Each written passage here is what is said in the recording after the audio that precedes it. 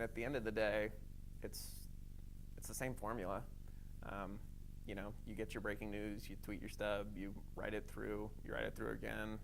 Um, you hear a whisper, you track it down, you take notes. Um, it's the same system, so that just comes with training and doing it over and over and over again. Um, the kind of ethical and moral responsibilities are totally different, because you're dealing with families who are grieving, lives that are lost, and you're also the community newspaper. I mean, you can't. People know where we live. People know who we are. So you have that kind of responsibility that a lot of out of town journalists don't, which is a good thing. We appreciate that extra burden. I care because it's impossible not to. Um, Looking at someone in the eye while they're crying because they don't know where their friend is or their wife is, how do you not care?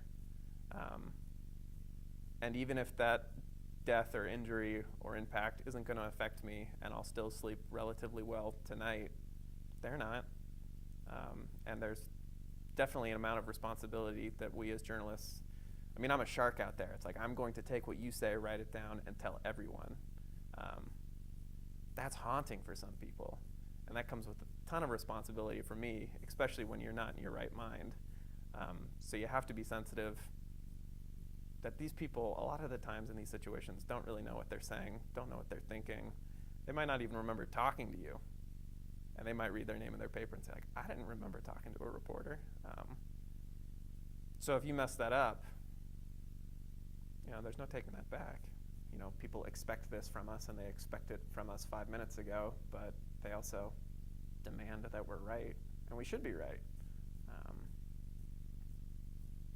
So which way do you walk? I would hope that we choose to walk on the side where we get it right, especially in terms of mass shootings, because the difference between 9 and 13 is obviously 4, which is 4 families who think that their son, daughter, friend is dead. That's big.